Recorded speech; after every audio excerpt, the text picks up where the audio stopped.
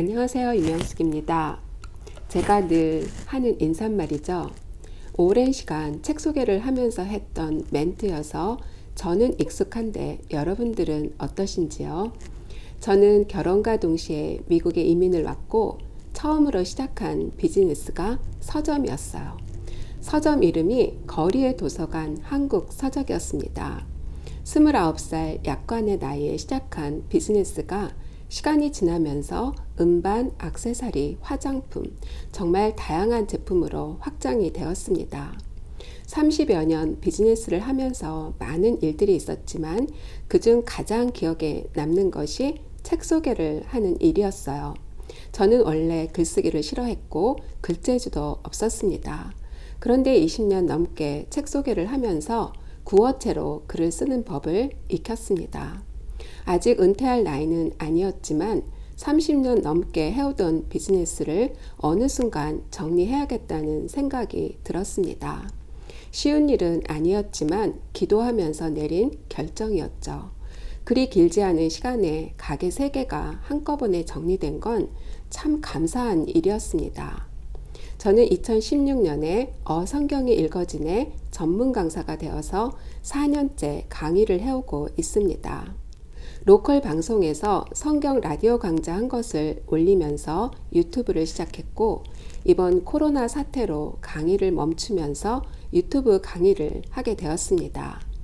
테크놀로지를 조금씩 배우면서 이제 생명의 삶, 묵상 에세이까지 하게 되었고 남편도 게스트로 초청을 했습니다.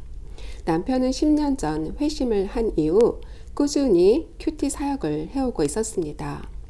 사도 바울이 2차 선교 여행 중에 고린도에서 브리스길라와 아굴라를 만나 함께 사역하는 모습을 보면서 우리 부부도 저렇게 돕는 사역을 하면 참 좋겠다라는 생각을 했습니다. 은퇴 후 무엇을 해야 되나 살짝 고민이 되었었습니다. 저의 생애를 3단계로 나누어 본다면 저는 지금 3번째 단계에 와 있는 것 같습니다. 신체적으로는 연약한 시기로 접어들었지만 삶의 연륜으로 본다면 완숙의 경지로 들어가는 시점으로 볼 수 있습니다. 만약 제가 은퇴를 한다면 방송 일을 팔타임으로 하면 좋겠다라는 말을 늘 입버릇처럼 했는데 이제 저만의 방송국이 생겼습니다. 하나님이 주신 선물이죠.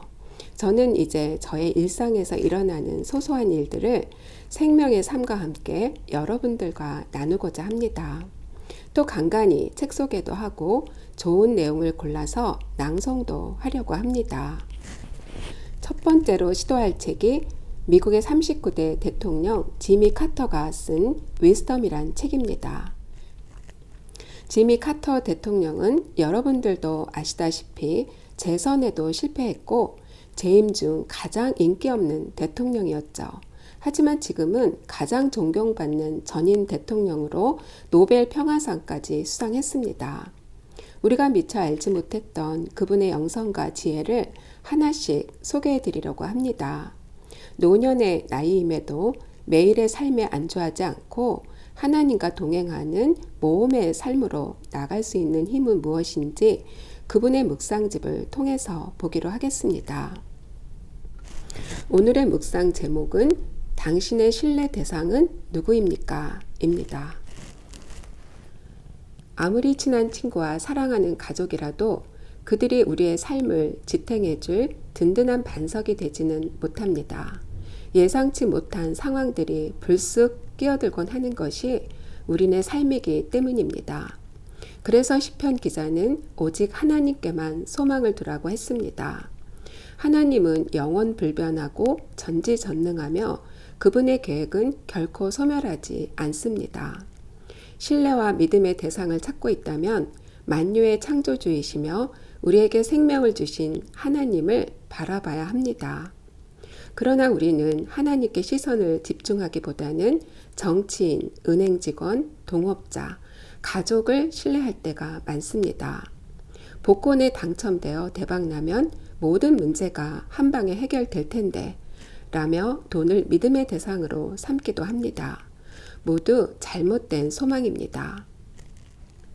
영화배우, 가수, 운동선수 등 연봉이 수백만 달러에 달하는 부자들 중에는 술이나 마약에 중독되어 감옥살이를 하고 인생의 나락으로 한없이 추락하는 경우가 종종 있습니다.